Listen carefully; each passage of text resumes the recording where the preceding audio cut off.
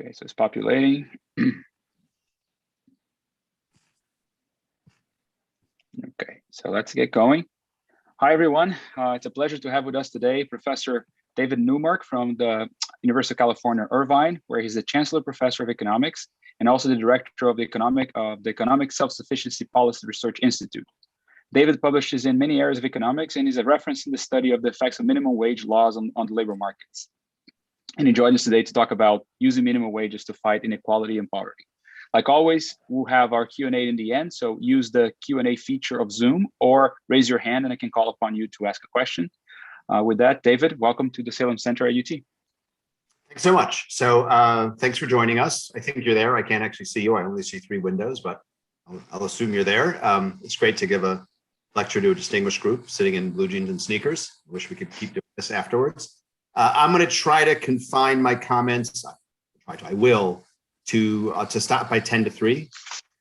So we'll have time for Q&A. So you can see my slides, correct? Somebody's there who can say yes? Yes? Yes, which is 10 to 5 in our side here. Okay, fine. Okay, so you heard the title, Using Minimum Wages to Fight Inequality and Poverty. I'm going to, it's a little embarrassing to say this. I've been studying minimum wages since 1987, which sounds like a long time, which it is. In the book I wrote about 12, 13 years ago already, we actually cited some studies from as early as 1920s or so, which if you do the math means we're pushing 100 years, and we're still arguing about the effects of minimum wages. So it's an interesting area. It's still a lively area of debate. It's still obviously a very lively area of policy debate. And you might think we would have all the answers settled by now, and we don't quite yet. And I'll walk you through some of that kind of broad overview of what I view as the key research areas, key policy questions, my view of what the research says. I'll try to be open and honest and tell you when that's contested, when other people disagree, but obviously you're going to get my take, of course. So why aren't the slides changing? There we go. Okay. This is particularly salient now because in the last few years, we've gone from relatively modest minimum wages that we've had historically in the US since we first got a minimum wage in the late 1930s to, at least in some places, very high minimum wage. The federal minimum wage, as many of you probably know, is because we're talking about is still 7.25. Hasn't changed since 2009, but the federal minimum wage is increasingly irrelevant as it says around 29 states. It kind of goes up every 6 months, so it might be 30 at the moment. Have a minimum wage above the federal minimum wage, and the way it works in the law is if the state minimum wage is higher, it binds. You can't have a minimum wage lower than the federal minimum wage, but you can have a minimum wage higher than the federal minimum wage. So about 29 or 30 are above the federal minimum wage, and a lot of them are well above federal minimum wage. I'll show you a graph on that later. Some states and some cities are not at 15 yet, but slated to go to 15 in the near future. Cities is a kind of a new dimension. We didn't really have any city minimum wages until about the mid-2000s when San Francisco, big city, and Santa Fe, small city, passed them. Now a bunch of cities have minimum wages, and some of them are quite high. And for anyone following the debate, you know that there's discussion, it's been in the Democratic platform since 2016 of a $15 federal minimum wage. Just failed recently via the so-called reconciliation process, may or may not come back as federal legislation, maybe it'll come back as a compromise to get Republican votes, remains to be seen, but we'll probably know over the next couple of months. And I would anticipate probably something like an $11 or $12 federal minimum wage actually passing the Senate. And the House is a given. So what's driving the debate, the policy change, the desire for a high minimum wage? Well, it's simple. It's the increase in inequality, right? There's no question that inequality has gone up. There are many dimensions to it, some of which are not as relevant to the minimum wage, and I'll talk about that. But here, just to give you an example, this is individual earnings for full-time year-round male workers. That's kind of a nice metric because it avoids issues of are you working part-time or not, or part year. On the vertical axis, goes from 1.8 to 2.6, is the ratio of earnings at the median, that is right in the middle of the distribution, half above, half below, to a number near the bottom, which is what we call the 10th percentile, which means 90% or higher and 10% over.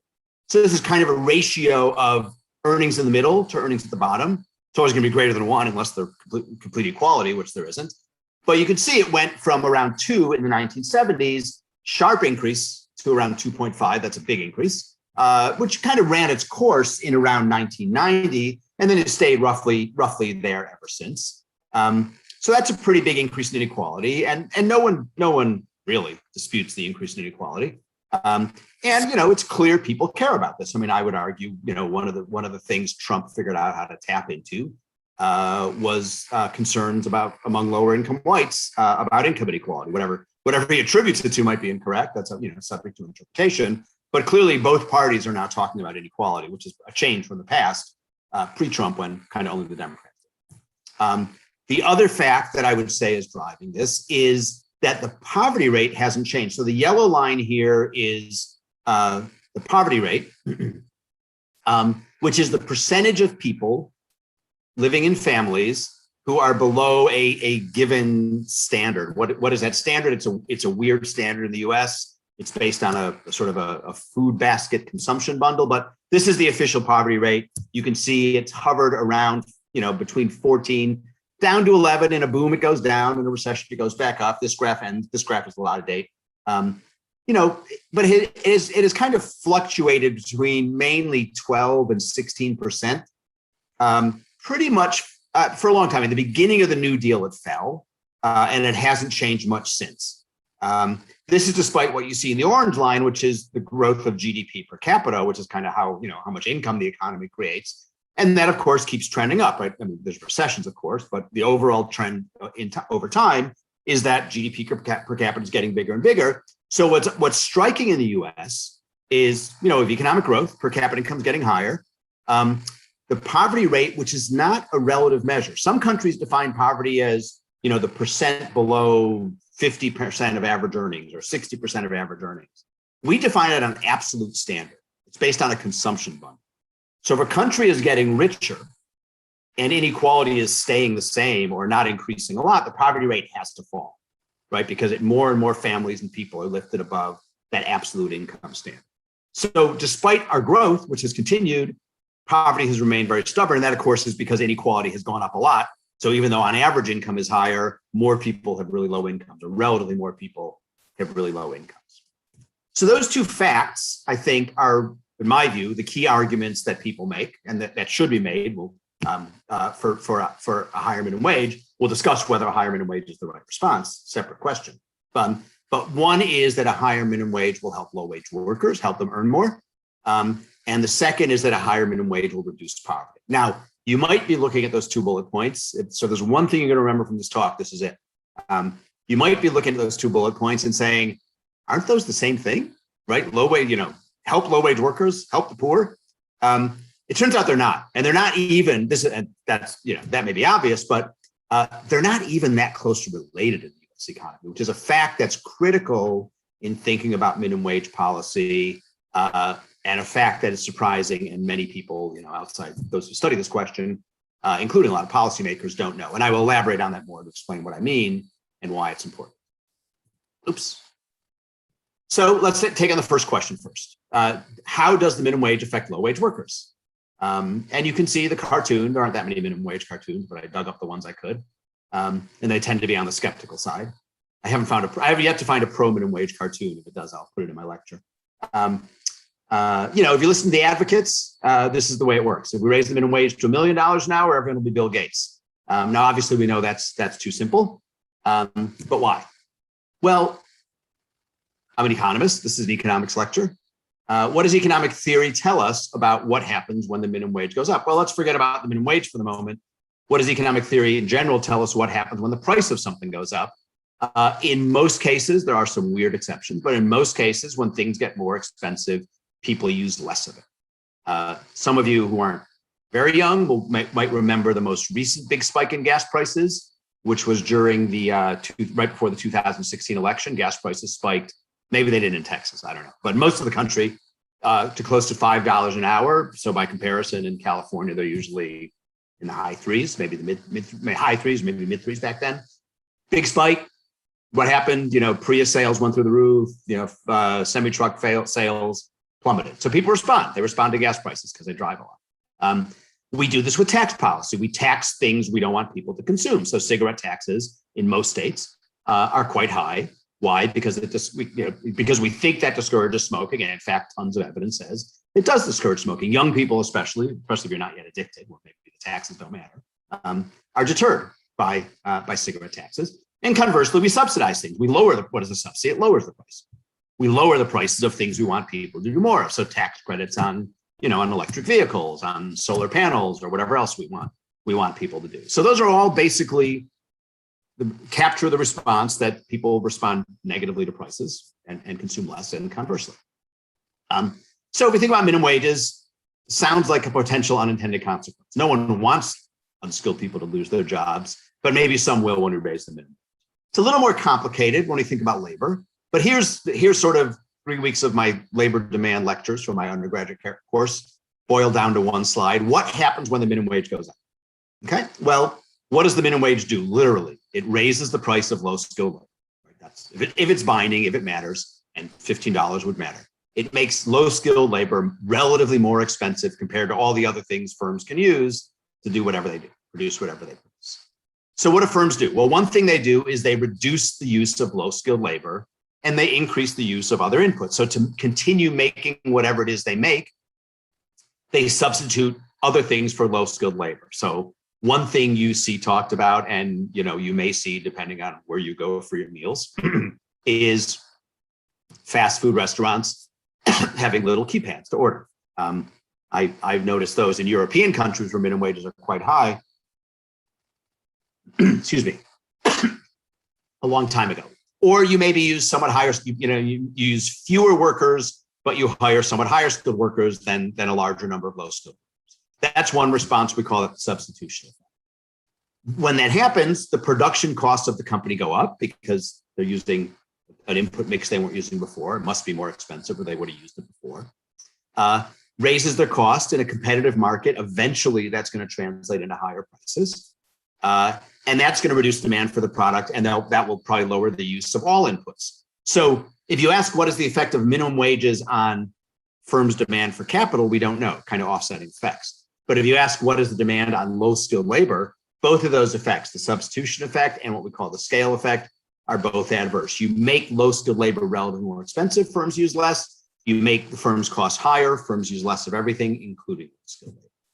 So that's the theoretical prediction from the standard what we call the neoclassical model of the firm.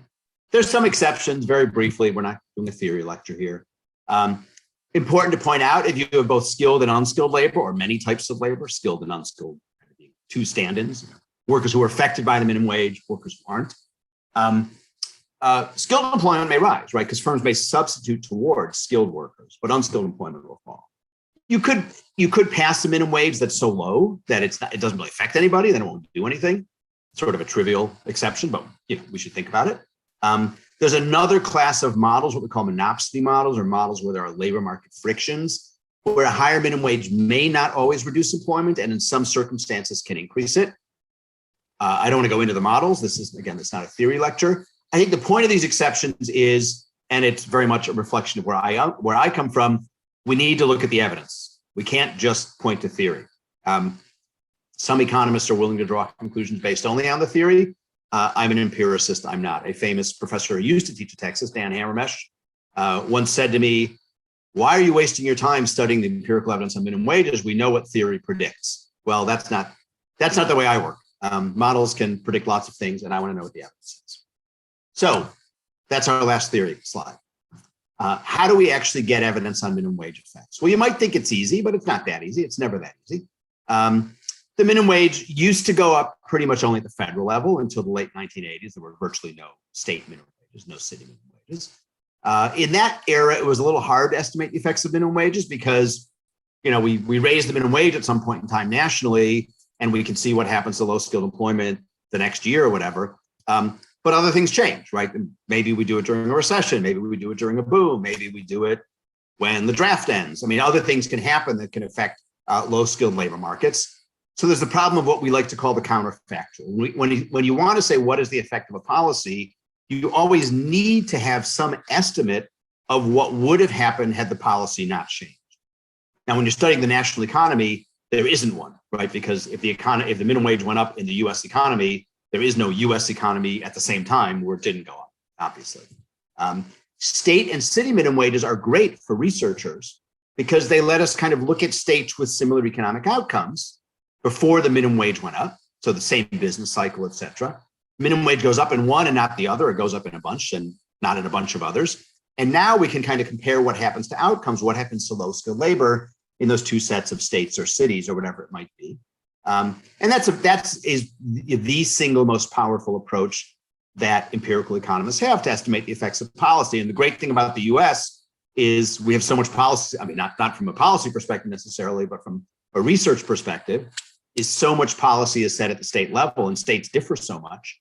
You know, ACA expansions, tax policy, minimum wages, some states have right to work laws, some states don't. So the state variation gives researchers great leverage for estimating the effects of policies, and people like me do this all the time. And some recent work questions this approach, which I'll touch on only very briefly. I don't want to wait. So as I said, in the US, we have a lot of states with higher minimum wages. This is the time series going back to 1976, ending a few years ago. How many states had a minimum wage above the federal level? And you can see back in the 1980s, as I said, almost none. Then we had a spike in the late 80s, went down again, a big spike before 2007, went down again, and now has climbed up again. The spikes happen when the federal minimum wage doesn't change for a while, because then the states that want higher minimum wages go ahead and do it. After the federal minimum wage goes up, they've caught up to some states, drops down, process repeats itself. And now we're out in the right-hand side of the graph, and we're up near 30 or so states with higher minimum wages. How much higher? This is the average percentage difference between the states with a higher minimum wage and the federal minimum wage. And you can see the peak in 2007, I guess that was 31%. This graph ends in 2017. It's actually close to that now. So many states are a good deal higher, 3, 4, 5. I want to say 6, maybe not $6 yet, but up to $5 higher. It's a big difference. So this is the kind of variation we use. So what does the evidence say? Well, I'm going to walk you through a little bit of, I don't want to say history because it's new, maybe it is. I'm going to wade into the debate. And for those of you who follow this literature, like if you follow people like me and others on Twitter, you know this is vociferous and back and forth. So I'm going to just give you a flavor of it for about 5 minutes. So I'll start with this study that Bill Washer, my colleague who works at the Fed, and I did. It's also featured in our book. We took all the studies that had been done kind of up to this point. We started this thinking it was going to be a small project, not realizing there were like 120 of these studies. But we basically go through them and think about them and classify them and summarize them. And this is what we conclude, that 2/3 of them find negative effects. That is, find that when the minimum wage goes up, employment falls. Our subjective assessment of which were the better studies. Now, one can always say, well, that's your subjective assessment. Someone else's might be different. Fine. But our subjective assessment, and we say in the paper why we think that, of the better studies, 85% of them find negative effects. So almost all of them. I mean, in social science, it doesn't get much higher than that. This isn't a lab science, right, where we replicate exact conditions. When studies focus on the least skilled, which is when theory says the disemployment effects should be more obvious, the empirical evidence points more strongly to disemployment effects. And what we call the elasticities are mostly in the range, not all, but mostly of -0.1 to -0.2. What does that mean? The elasticity, for those who aren't econ students or business students, that's essentially the percent change in low skilled employment divided by the percent change in the minimum wage. So an elasticity of -0.2 means, for example, that if the minimum wage goes up by 10%, low skilled employment, not total employment, very clear on this, it's just low skilled employment, falls by 2%. If it goes up by 20%, low skilled employment falls by 4%, et cetera. Then, and again, I'm going to not do them justice, but I'll touch on them briefly. A bunch of what I call revisionist studies kind of question this conclusion pretty strongly. And the basic, I give a couple of citations here, that doesn't matter. But the basic idea they claim is that, well, you can't just use states that raised the minimum and states that didn't, or cities that raised the minimum and cities that didn't, because where minimum wages got raised is itself endogenous. It's determined by what's going on in the labor market. And if we think, so California may raise its minimum and Texas may not, but if you just do a before and after comparison in those two states, Texas is a different economy than California. It depends on different things, different business cycle. Texas is unique in having a different business cycle, of course, driven by the oil industry. Pick some other state that's not as idiosyncratic, same argument applies. So they argue that you need to look at areas very close to each other. You need to look like at small areas across state borders, for example, to get any reliable evidence on minimum wage. And we can go into that more in the Q&A. It's a lot of statistical issues underlying this. I don't want to get into all of them. Don't try to read these slides. I'm just going to summarize them for you. They're there because I'll make the slides available. And if someone wants to look, they can look. But basically, there are studies that use the so-called close controls approach that these revisionists who criticize the earlier conclusions emphasize, kind of think of as cross-border studies. And they, in fact, do tend to not find any evidence of job loss, or at least not statistically strong evidence of job loss. And I list them all here, and there's one exception.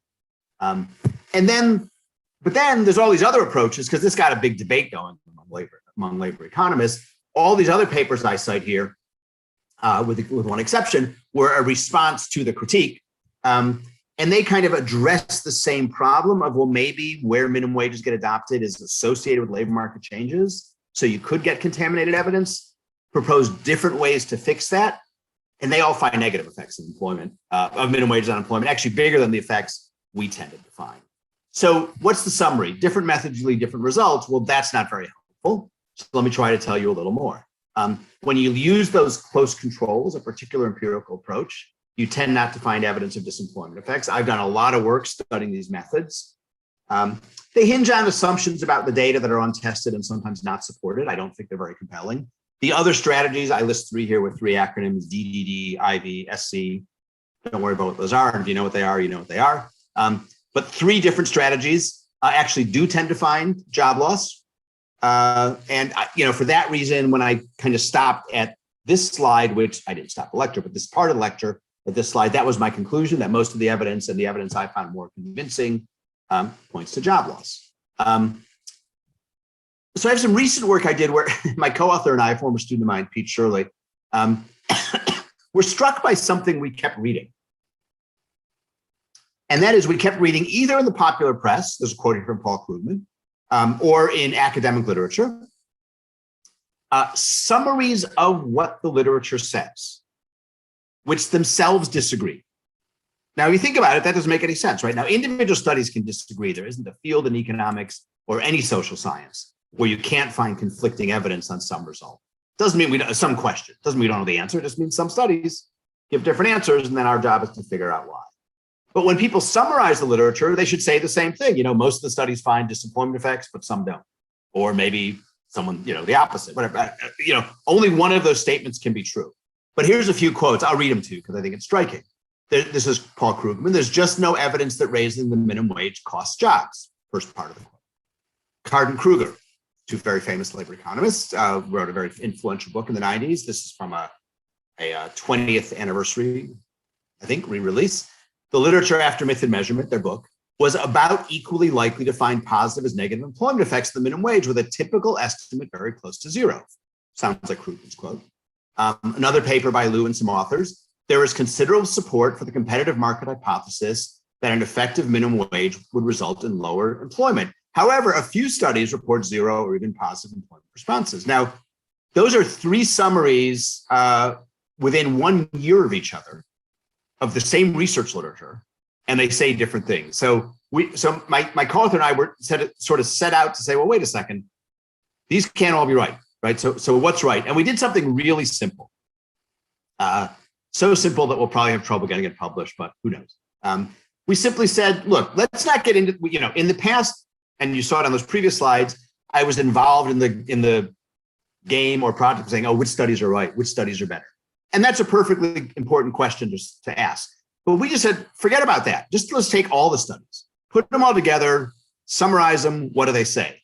So what do? We basically surveyed every author of pretty much every author, a few minor exceptions for technical reasons, but pretty much every author of a US minimum wage study since the early 1990s, which is when people started to use state differences. And we said, what did your study conclude and what was the main estimate?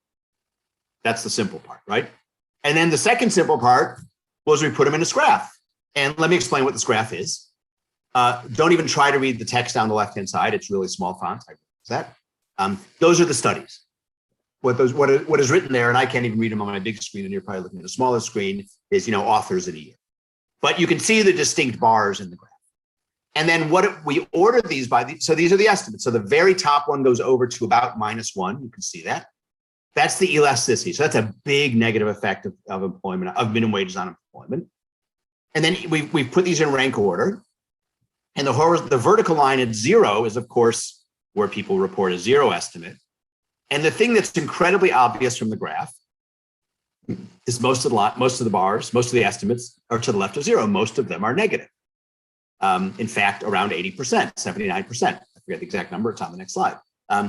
What is the darkness or lightness of the bars? The dark bars are statistically significant, strongly. The medium shaded bars weakly, and the very lightly shaded bars not at all. So if you look at this, it's clear that this third summary is correct, right? Most evidence supports the competitive market prediction of job loss. However, few studies report 0 even positive responses. That's exactly what this graph says, right? Most are negative. A few are, positive or very close to 0. Here's just a summary of that figure, which these are kind of different figures from the paper, but the top row is what that table said. 79% of estimates are negative, tells you how many are significant. 21% are positive. And then as you go down the rows, these are kind of different ways of slicing and dicing the studies. Those that look at teens, those that look at less educated, those that look at low wage industries, those that look at directly affected workers. Pretty much the same answer no matter what you do. Some exceptions, we can talk about this more in the Q&A if you want. So what I conclude, that are the results contested? Yes, there are some studies that don't find negative employment effects, that don't find job loss, but most do. And this is just a quote from our paper, concluding that the research evidence as a whole fails to find disemployment effects of minimum wages requires discarding or ignoring most of the evidence on low-skilled workers. That is, you can only say the research shows that the minimum wage doesn't reduce employment if you discard most of the studies. Now, you might think most of those studies finding job loss are, pardon my French, crap, and you can offer an explanation as to why. And that's, I might disagree with you, but that's perfectly legitimate. But some of those summaries are written as if the studies don't even exist. And that's just a misleading summary of the evidence. So I would encourage you, when you're reading media reporting on the minimum wage, and there's a lot of it, and there will be a lot more when the next minimum wage proposal floats up in the Congress, you'll see people say that the evidence shows there's no job loss. That's just not true. Okay, now I want to be very clear, that's not the end of the story. Okay, I'm going to skip these slides here. Okay, so this is an important comic point. Does a minimum, remember the first question we started with to bring you back to the structure of my talk, does a higher minimum wage help low wage workers? Well, the answer is, as you see here, I got a raise, my boss fired me to pay for their raise.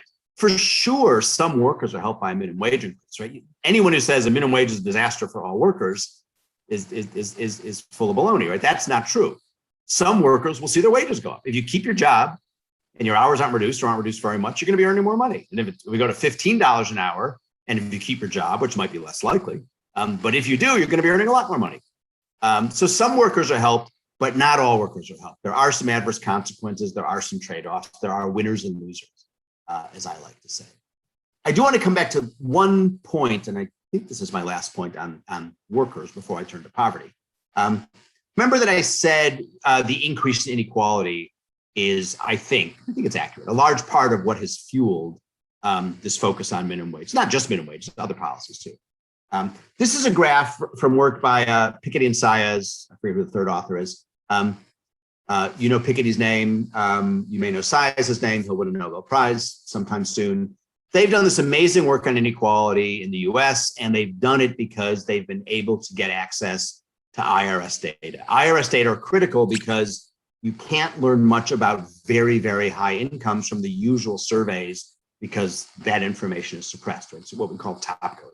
If the government reported, someone with an income of $20 million in a standard survey, you could figure out who they were, right? So that's suppressed. IRS data, of course, hopefully, people's full incomes. what this graph says is, and I won't try to tell you exactly how it does it, but you can sort of see the huge red spike at the right-hand side, and you can see P99, P99.9, P99.99, and then what would be P99.999. What is that? That's how much income has grown across. So along the horizontal axis percentiles, people in the first, the very lowest percentile of the distribution, the 10th, the 100th, and now it's the 10th of the 100th and the 100th of the 100th. And what this graph says, the reason you get that spike in the red dots all the way at the end is inequality has gone up everywhere, but the biggest change, far the most pronounced thing that has happened, is that people's incomes at the very, very top have just exploded, right? And that's why they have the 99.9. So that's the top 1/10 of 1%, and the 99.99 is the top 1,000th of 1%. Those are the, inequality has grown everywhere, and that's what this thick graph not being flat shows. But they're the folks who have run away from everybody else, even the 99th percent. The poor 1%ers are falling behind. And the point of that is minimum wages don't do anything like this, right? Why? Well, there's no minimum wage workers there in that part of the distribution, obviously. But also, this is like capital income and stuff like this. It's not the super rich and the super rich who are going to pay a lot more if we raise the minimum wage. Now, yeah, maybe the Waltons, okay, maybe a few big employers or owners of big employers or owners of big shares of companies, that are big employers have a lot of minimum wage workers. But the investment bankers and the hedge fund managers, they're not going to pay for a higher minimum wage, right? They don't hire anybody who does that kind of work. So minimum wage may help with inequality. It may help kind of down here a little bit. It's not doing anything about this. If you think this is bad and you think we need to fix this, and you think a more equitable or just society or whatever your preference is, should have at least a little less of this and maybe a lot less of this, minimum wage is not the answer. What is the answer? Higher taxes on the rich, clearly. That's how you address that problem. I would endorse it, others wouldn't, but the point is that's a different question we don't have to settle, but minimum wages are not going to do anything about that. Okay, let me just talk very briefly about the $15 context, and then I'll turn back.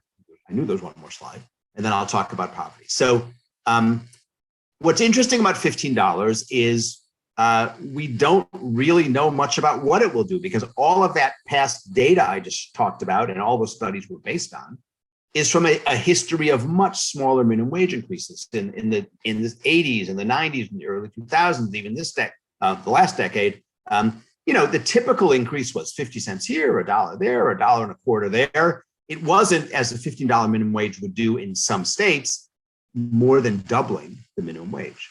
So anyone who says with any confidence, I know what that's going to do, doesn't really know what they're talking about, because we can't predict from our evidence effects of policy changes that are just way bigger than what we have data. We can, make an educated guess, and that's all we can do. So my educated guess is that there's four things that make me particularly concerned. And what I mean by that is, if you just take that elasticity I gave you, minus 0.1 to minus 0.2, and said, okay, so now we're going to raise the minimum wage by, let's call it 100%, roughly. So low skilled employment will fall by 10 or 20%. That still sounds like a lot of people, and it is. The CBO study from about a month ago had a number like 1.4 million. It's a lot of people, because that's not relative to the whole economy. That's relative to kind of low skilled workers. But I think it'll be worse for the following four reasons. One is, when you raise the minimum wage at a low level and a company has just a few minimum wage workers, it doesn't have much impact on it. The company can ignore it. They can take a little less profit. They can adjust a few things in other ways. If you're a restaurant, the portions get a little smaller. You don't clean the bathrooms as much, whatever it might be. Some things we don't want to hear. But if it's half your workforce, there's not much you can do. You can't make the portions that small. You can't let the bathrooms get that dirty. So you're much more likely to lay off workers. It could be way worse than just scaling it up using the elasticity. The second point I'll talk about later is the targeting of benefits to poor families gets worse when the minimum wage gets high. There's very little, if you actually look at this debate, the people talking about a $15 minimum wage and advocating for it, there's very little emphasis on what it does for the very, very least skilled, the people who are, most sort of hanging on by their teeth in the labor market. And they are minorities, dropouts, people who have low skills or suffer from discrimination or both. employers aren't that fond of hiring for whatever your preferred explanation is. The minimum wage burden is probably, the job loss is going to fall on them. And there's some evidence, some from me, that has adverse long run effects. When people are kind of deprived of that foothold in the labor market, that first job, they lose the opportunity to acquire job experience and skills and experience wage growth. Now, not every low skilled worker is going to experience wage growth, but most of them do. Most people simply grow out of minimum wage jobs. Like most of you in the room who had a job in high school probably earned close to the minimum wage, unless you were like some crack Python coder. But if you worked at a restaurant or whatever, and hopefully after your MBAs, none of you are going to be earning anywhere near minimum wage. So people grow out of minimum wage jobs, but getting that first foothold can help. And the final thing is that most of the proposals talk about indexing minimum wages, that is linking them to the inflation rate. So they will simply go up as prices rise, which is a logical thing to do. But what it means is if you're an employer, if a minimum wage goes up, as we've done in the past in the US, it's kind of a one-time increase, and then we don't increase it till Congress and the president get around to doing it again. If you index it, you're saying the minimum wage is now, low-skilled labor has gotten permanently more expensive. And employers may respond more strongly to that than they do to what is a temporary increase, basically because we bump it up from 515 to 725, and then we freeze it, and inflation and wage growth gets away. 4 concerns about the $50 minimum. Okay, so now I want to change gears. So I'm convinced, I think you should be, but you can make up your own mind, that minimum wages do cause some job loss, and it's not trivial. But that's not the whole picture, right? If I thought that was the whole picture, then I would buy into the line, and maybe I shouldn't say this in Texas, but I'm not in the same room as you, so no one can throw rotten tomatoes at me. Then I should also believe that we shouldn't cancel the Keystone Pipeline because some oil worker will lose their job, or we shouldn't embrace any climate change policy because petroleum workers will suffer. Well, that's a silly view of the world, right? Sometimes we have to change policies for the social good, and we as a society and the people we elect have to make that decision. And regulations, you may not like all of them, but they clearly do some good things. Lake Erie used to catch fire, you may recall if you're my age. We pass regulations, and some people lose their jobs as a result. And policymakers have to weigh the costs and benefits. Is the benefit we're getting from this regulation worth it? If you take climate change seriously, you're willing to sacrifice some petroleum worker jobs to embrace climate change policy because you think the benefits just far outweigh the costs. Now, should the government help the workers who lose jobs because of regulatory changes? Absolutely. We should retrain them. We should offer them assistance. We should help them move, whatever the case might be. But simply saying the possibility of job loss, precludes any policy change, that's an overly simplistic view of the world. It's the business lobby, and this is a California business lobby cartoon, because they always say this, says the sky is falling when the minimum wage is going up. Well, their sky may be falling, but not every sky may be falling. So we need to think a little bit more about why do we want to do this? If there is some job loss, what are the benefits? We already said one of the benefits is some workers earn more. Okay, so that's one benefit to keep in mind. But the other is, and this gets back to the second question I posed, is that many people think that the minimum wage will help reduce poverty. And the persistence of poverty in the US is a big deal. And some would say it's an embarrassment to such a rich country. And if the minimum wage would help, maybe that's a good thing, right? I have a quote here from Ted Kennedy, who was a perennial sponsor of minimum wage increases, said the minimum wage is one of the first and is still one of the best anti-poverty programs we have. President Obama, a line that you often hear, Biden did the same thing. Nobody who works full time should have to live in poverty. So kind of saying, in other words, the minimum wage has to be higher to lift people out of poverty. Well, does the minimum wage help poor people?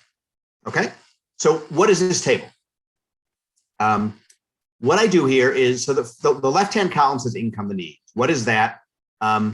Income to needs is the ratio of your family's income to what we call the poverty line. So if your income to needs ratio is exactly 1, that means your family income is exactly at the poverty threshold. You are exactly poor. If your income needs is below 1, you're below the poverty line, you're poor. And if it's above 1, you're poor.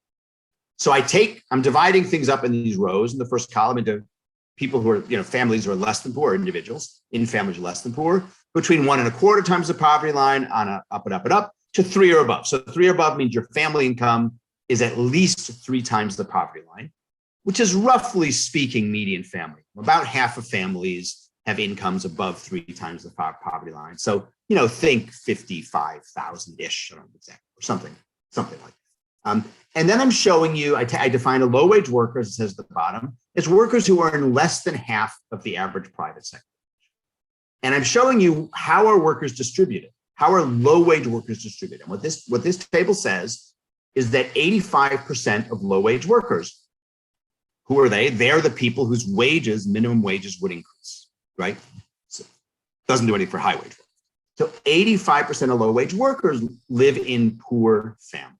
So that looks like the minimum wage is a tremendously effective way to get money to poor families. However, I'm playing with you, that was from 1939.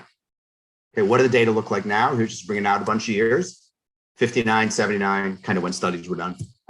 Look at the difference, just the comparison there. So 1939, where 85% of low-wage workers were in poor families, to 2012, where 12% of workers are in poor families. That's a pretty big change, right?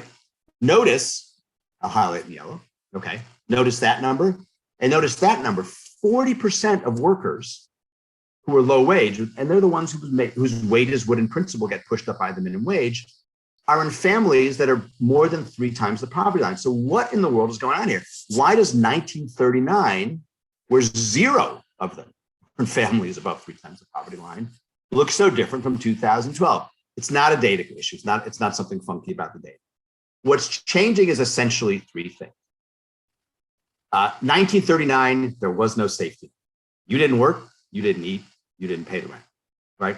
Now, is that a conservative saying, oh, the safety net discourages work, it's a terrible thing? No, a safety net's a good thing because some people can't work, first of all, so a safety net's much better for people who can't work. And maybe, society might decide if incomes are too low, we'd rather support people when they don't work. That's a perfectly legitimate choice for society to make. We make it to some extent. We have a safety net. European countries have a more generous safety net. Europe's a very nice place. Life is good. It works, right? You can live that way. But that's a fact that if your incomes are really low, you don't have to work. The second thing is what was I going to say? The second thing is that it's much more common to have more than one worker in a family than it used to. Right? In 1939, most families had a single breadwinner, the male.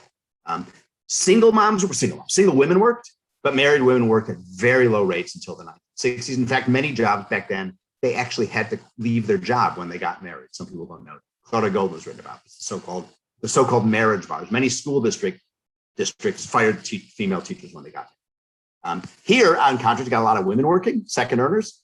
You got a lot of teenagers working.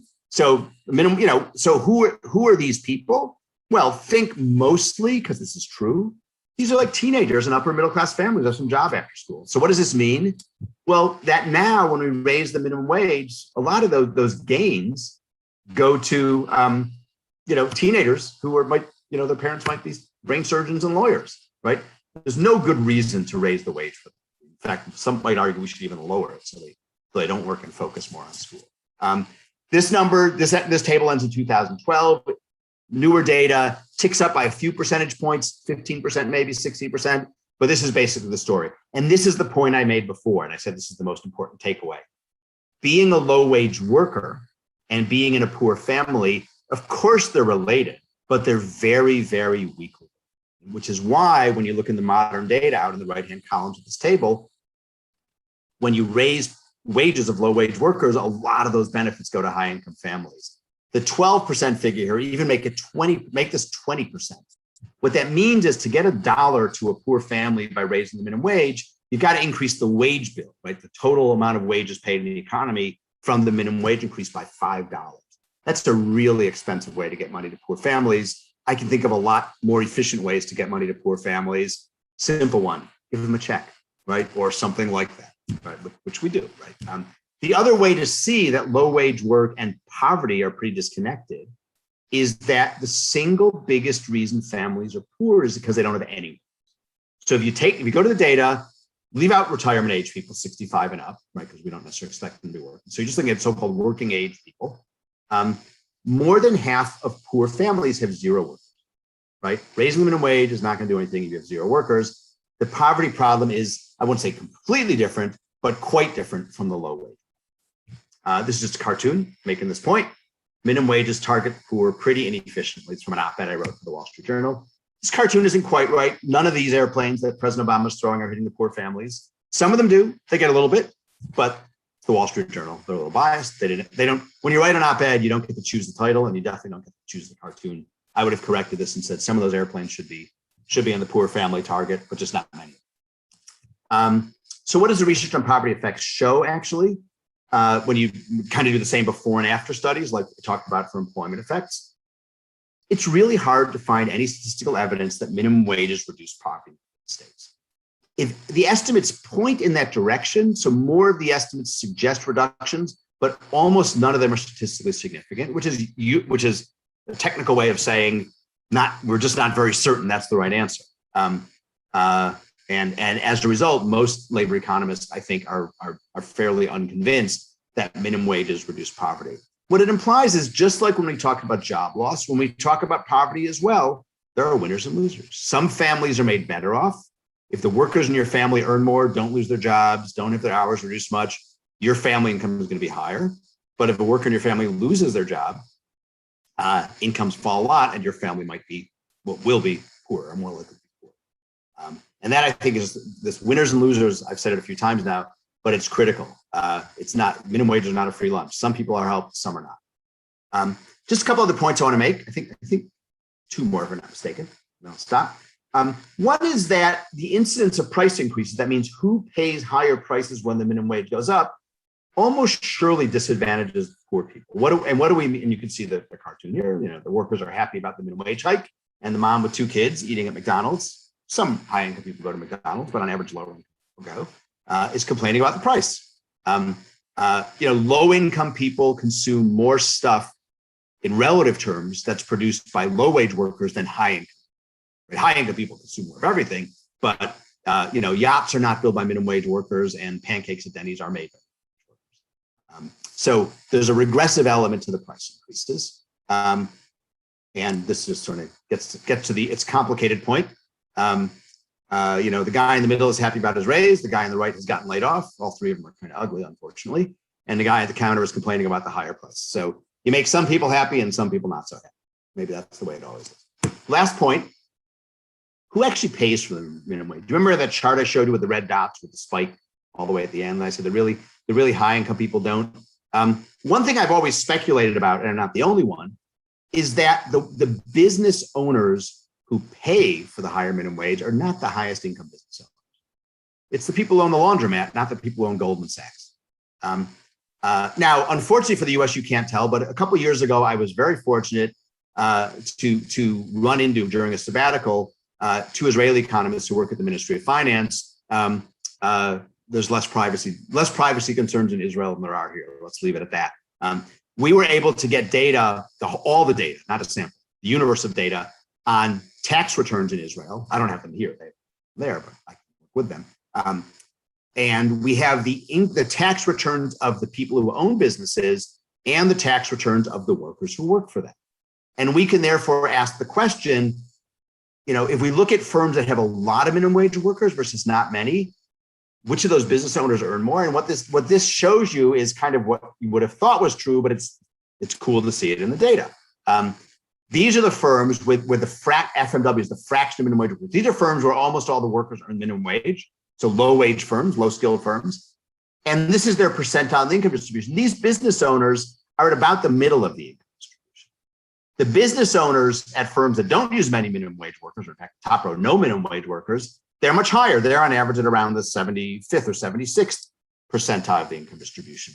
So within the incomes of business owners, the minimum wage is actually regressive. Like the lower earning business owners pay more of the cost. The other noticeable comparison is between these numbers, which are business owners, and these numbers who are workers. So these are workers in kind of the high skill, high wage firms, the engineers and the like. Their incomes are at about the same part of the distribution as the business owners who pay the minimum wage. So here you've got 2 groups whose incomes are about the same. They're paying for the higher minimum wage and they're not.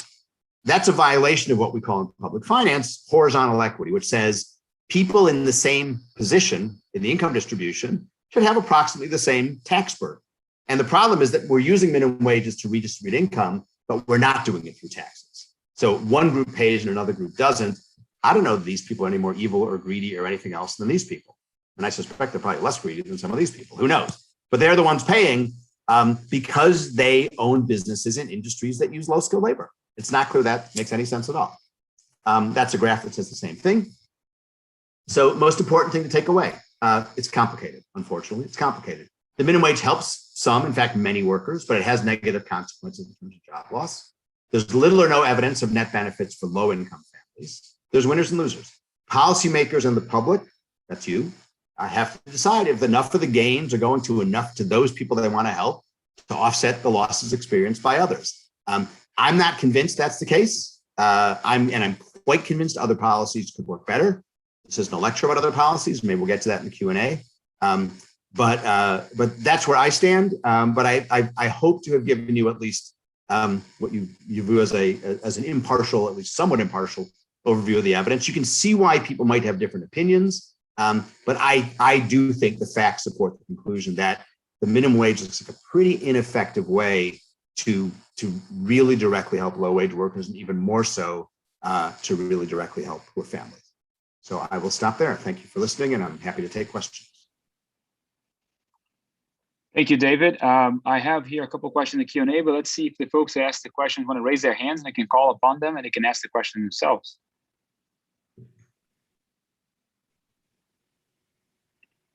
Okay, so while we're waiting for those, there's a hand up here. Ehud, go ahead, please.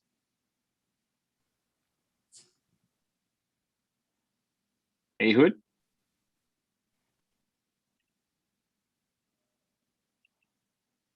There he is. There he is.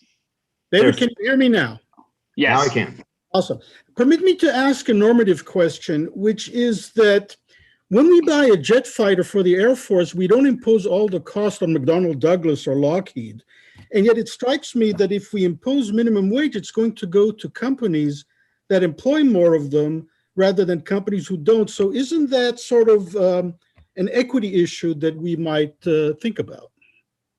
Yeah, I think that's the point of that last slide with the Israeli tax data, that, think about how I started this lecture. I said, this is all about reversing, not reversing, but mitigating, reducing or offsetting a little bit of the increase in inequality. And I think it is. But the minimum wage at the end of the day is redistributive policy. Well, we typically do redistribution through the tax system. Why? Because the rich people pay more taxes, right? That's, you can redistribute income. That's the way to do it. And whether you're talking workers or firms, corporate income, tax rate on firms or tax on workers, the ones who make the most are going to pay the most taxes. There's loopholes. I understand, but that's the way the system works. And I think from a normative perspective, that makes the most sense. Again, I think there's this presumption that seems to permeate the public debate, not academics, that somehow there's something wrong with the companies or evil about the companies that are paying low wages. And some of them may be evil, agreed. I don't know them personally, but the bottom line is, they tend to be in industries where you don't have to pay a lot to get workers to work because they're not very high skilled workers. And the owner of Lockheed Martin, which I'm sure has very high wage workers because they're high tech engineers, you can't get people for $15 an hour who can do that, or $10 an hour, probably even $50 an hour. If you're flipping burgers, you can. And that's why I think from a normative perspective, it's not a very sensible distribution policy. I've actually advocated, I have an op-ed in the Wall Street Journal and an article about this, that if the public, as they seem to, wants higher minimum wages, we should actually at least partially do it through a tax credit, right? We're going to raise the minimum wage. Let's offset 50% of it with a tax credit, because then at least we'll be financing these, we'll be mitigating the effects on the most affected firms, so we'll have less job loss, but we'll also be sharing the burden among the higher income taxpayers. And if the public wants to do it, great. But I think right now people don't understand it. They think the minimum, you hear these arguments, we'll raise the minimum wage and we'll boost the economy. I'm like, wait a second, the money's coming from somebody's pocket into somebody else's pocket. It's not coming from nowhere. So I think you're absolutely right. Short answer. All right, but Stacy, before I call upon you, let me read a question here from Michael. How would you feel about the elimination of the minimum wage at all? So if we didn't have one at all, so would that be, could you extrapolate and say, well, that would be positive in the sense of gains of employment would take place at this level? I'm sure low skilled employment would be somewhat higher, right? That's a lot different from saying, would it be a positive? right? Just like, so, first of all, I don't know how much employment would change, just like, it's the same problem of talking with confidence about the effects of a $15 minimum. That's so far out of the range of our policy experience that we can't speak with any confidence. So I don't know. I understand some people take that philosophical perspective. I don't know that it's a good idea. I wish we had evidence from really huge minimum wage changes, and we could sort of fine tune what is a good balance between a wage floor that helps a fair number of low income families without creating a lot of harm. I don't know that we know what that is, unfortunately. I think it's an interesting question. I'll be a little provocative to say, well, let me say it a different way. There has yet to be a study. I'm trying to do it right now. It's not that easy, actually. Of like, what does the minimum wage do to employment in the most distressed economic areas? The hardest hit urban areas where minority employment is super high. Is it conceivable that a much lower minimum wage would boost employment in those areas a lot? Maybe. Those are pretty low. Some of those workers are not very marketable. Not many jobs where they live. It's tough to run. One of the reasons job opportunities aren't good in those places because it's really tough to run a business, right? Consumers don't have as much money. Costs are higher because of crime. Insurance is high. It's hard to create a little profitable grocery store in a really poor neighborhood, which is why that's why we don't have them as much. So it's a fair question, but I think anyone who says they know the answer is they're talking philosophy, not evidence. Let me follow up with 2 points on that. One is that is there any, I don't know whether there's any laws that stipulate the minimum wage are binding for, let's say, people getting out of prison in sort of halfway house type programs. Is that true? It's binding for them as well, right? I don't know whether I've never heard of exceptions. There are sub-minimum wages. I believe even still in federal legislation. I'm a little rusty on this. I wrote about sub-minimum wages a long time ago.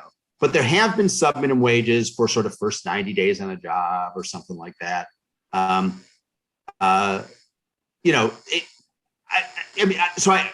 Clearly we would like to make someone trying to get off welfare, someone trying to get a job out of, coming out of prison. We'd like to make finding a job easier for them. We can also do that through tax credits, right, to hire them, which we've done in the past. And I wouldn't say they have a great history, but there's some evidence that those have sometimes worked. One of the problems with tax credits or a lower minimum wage for those workers is what economists call stigma. Think about a policy that says, I'm cheaper for you because I just got out of jail or because I've been on welfare for 3 years.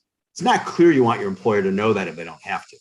And that might, the negative associated with that might be more than enough to offset the lower wage or the higher tax credit. So it's a bit of a kind of up in the rock and a hard place on that one. All right, Stacy, go ahead.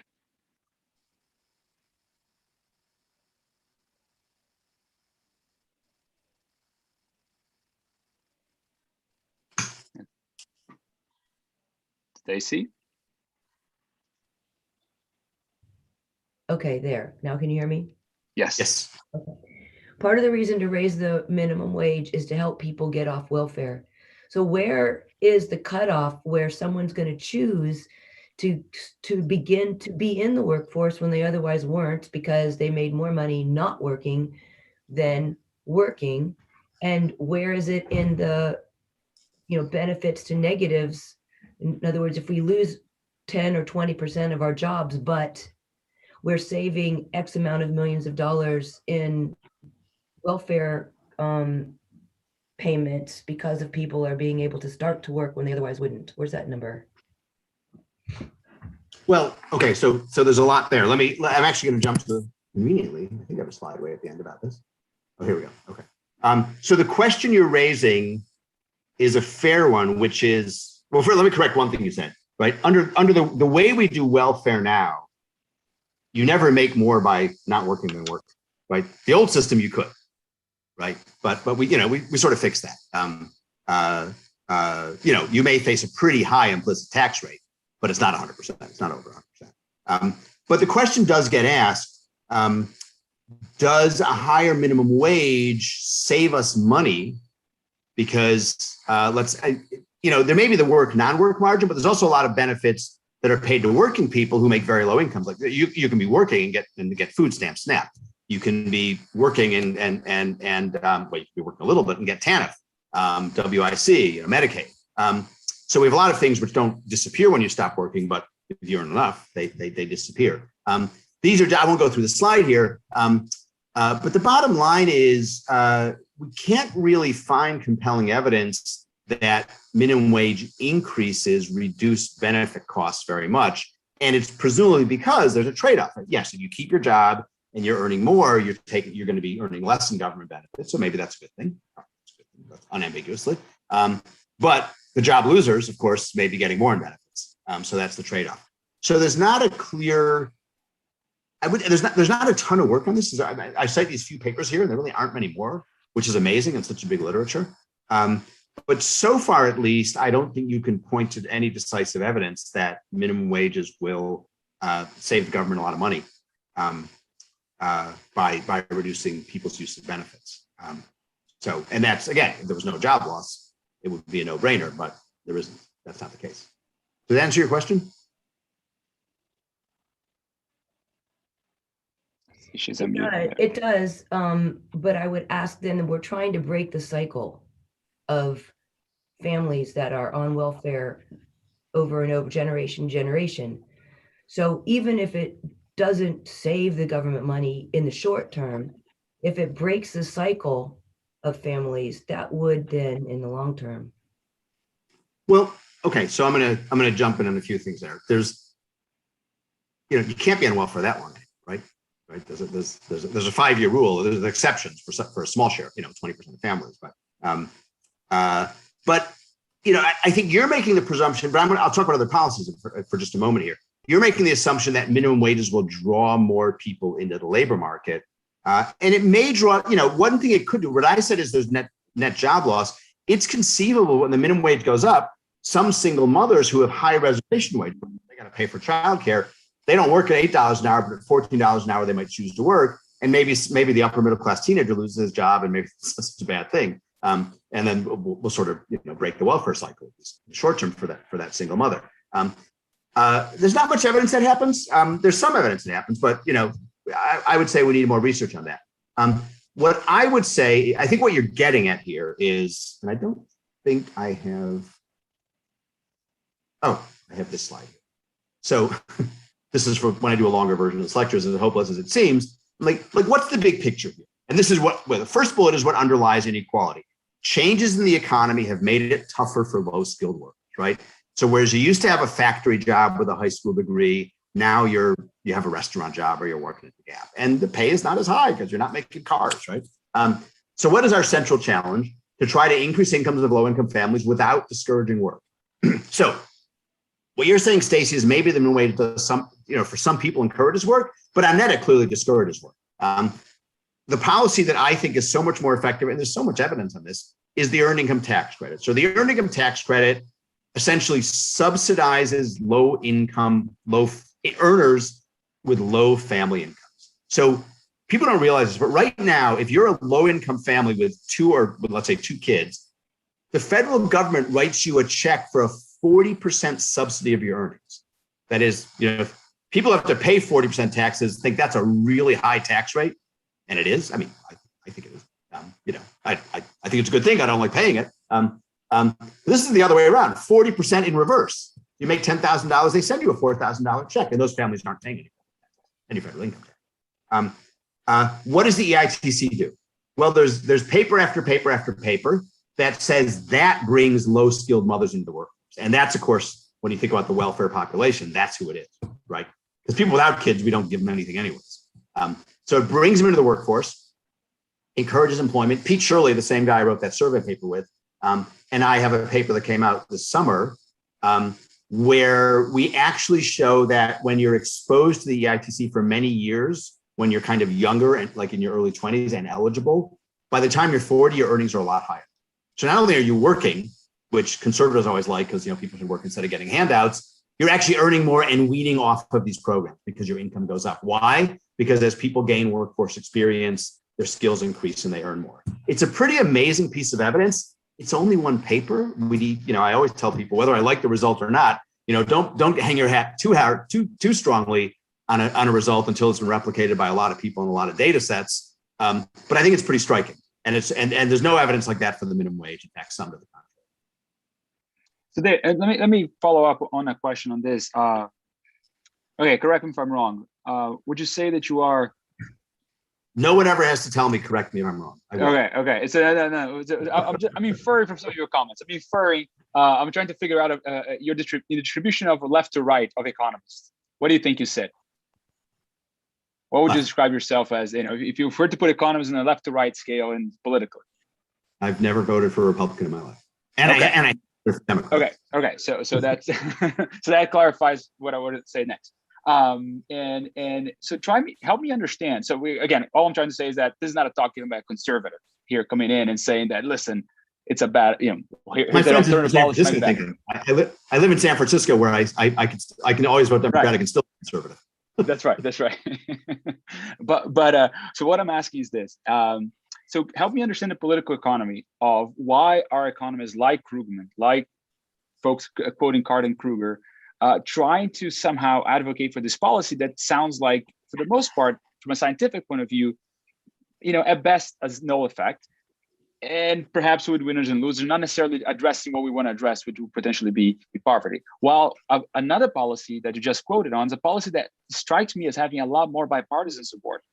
It's a policy clearly the EITC has. The only people who don't like the EITC, if you're extremely right-wing and believe the government has no role in distribution, then you don't like the EITC. Right. And people on the extreme left don't like it because they call it corporate welfare, which is a whole other story. Right. It's like Milton Friedman, and you agree on that, right? So that's like, the EITC is a good instrument. Maybe I'm misquoting Milton here, but and the EITC and the other thing is, unlike the minimum wage, it's paid for through the tax system. Taxes, exactly. People pay for most of it. You're transferring, you're not distorting the business environment, right? No distortions, but yeah. Oh, sure. It's better redistributed. Great. Why is that? So help me understand that. Do you have any? I've asked myself that many times. I have a hypothesis which I don't think is correct, but I think it's interesting to throw out there, which is I've thought about how to test this, and I have no idea, but maybe someone in the room will have a better idea. So suppose you're a Democratic strategist, and you want to figure out how do we get Alabama and Mississippi to vote Democratic, right? Well, right now, I think with the minimum wage as low as it is, most people don't think about, the politicians as being responsible for their wage, right? Because this is not that many people, But think a $15 minimum wage in Alabama or Mississippi would affect upwards of 40% of workers, might even be 50 in some places. And probably the poorest counties, which are the places probably even more Republican, probably 50%.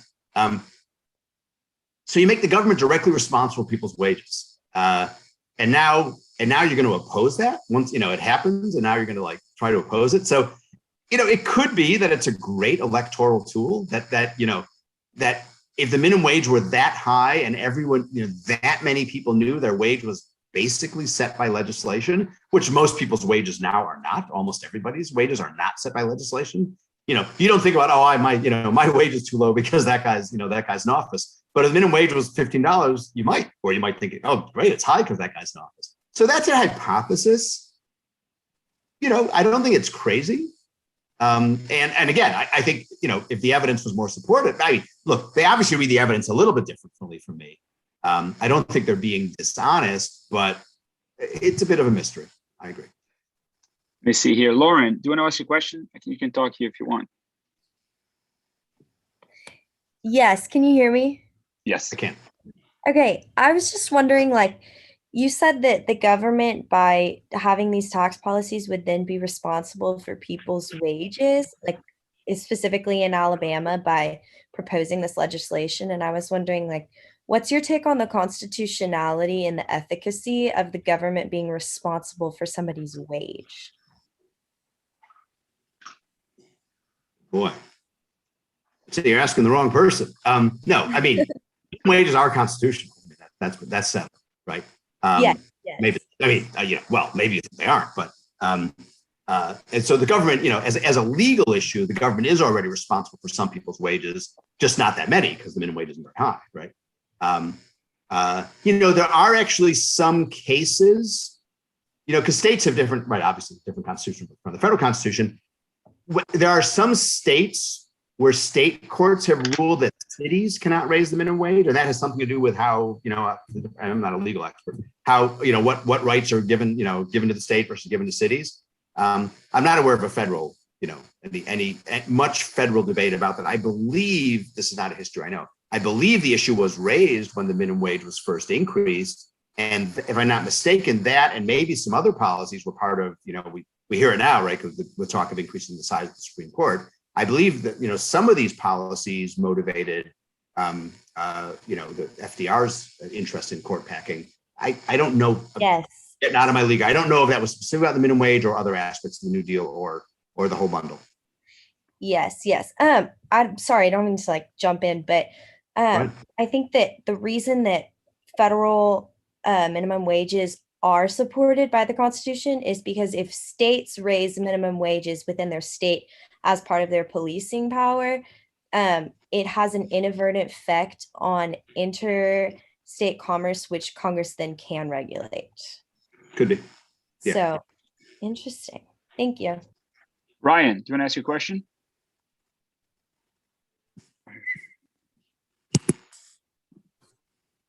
Yeah, thanks so much. Appreciate it. My question was, in a couple of the last cartoons you showed, the of goods or services would up with minimum wage increase.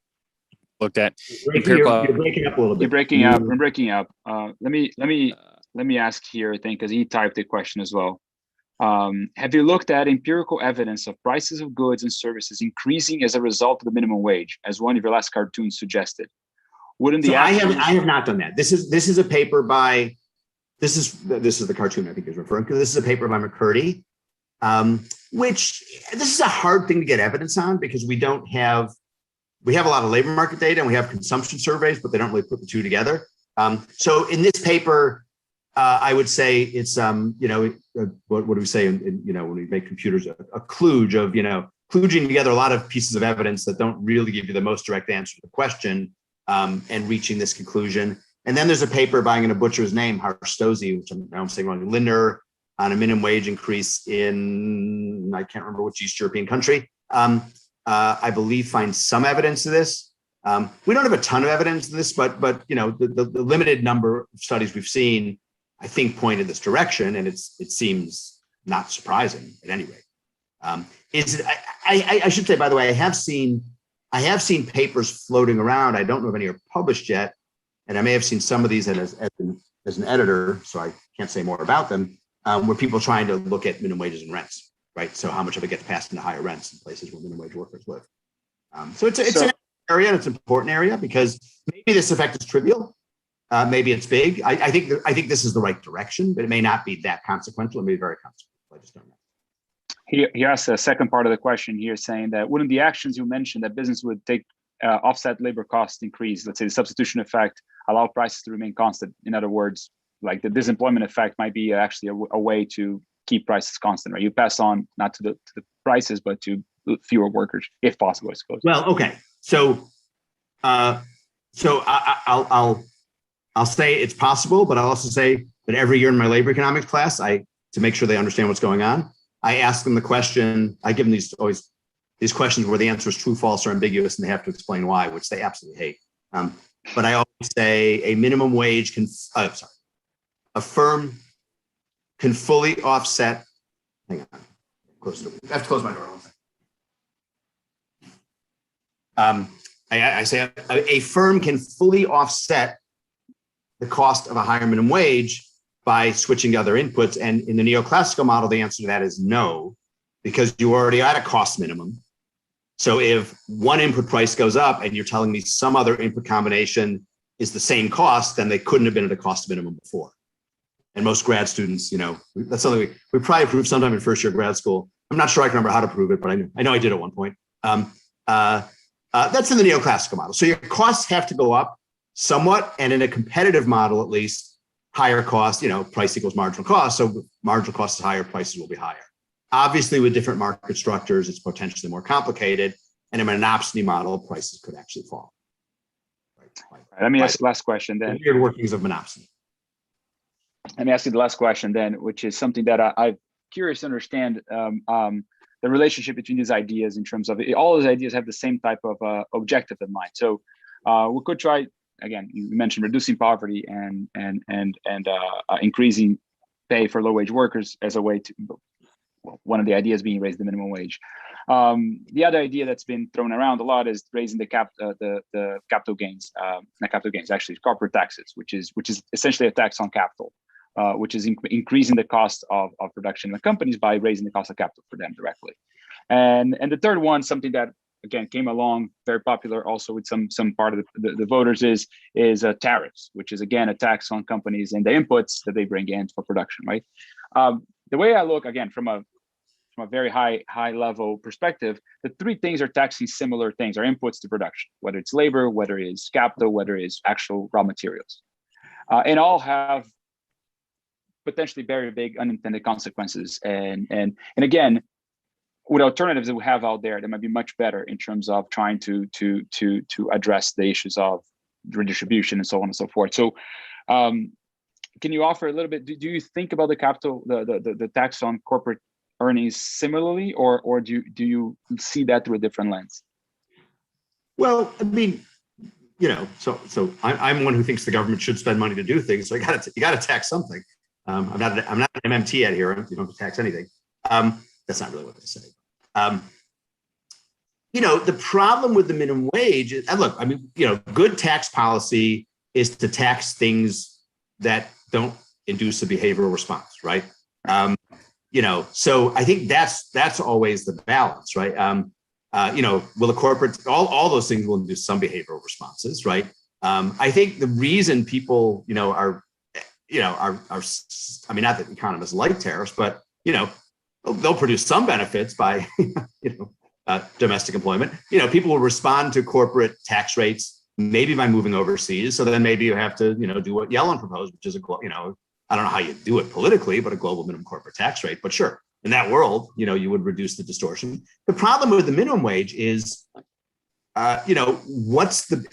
it's sort of, I mean, I'm going to be extreme here, but it's, if you're trying to address redistribution, at least on the tax side, it's the dumbest thing you can do, right? Not on the who gets the money, because obviously it goes to low wage workers, just not very efficiently, not very. But on the who you're taxing side, I mean, yeah, you're taxing businesses, but you're taxing their use of low skilled labor, right? It's like if we want to reduce smoking, we should tax cigarettes, right? And we do. So that's enough said. I mean, that kind of makes the point, right? Let's tax something that, at least isn't going to disadvantage the input you're trying to help. David, thank you so much for joining us. This was wonderful.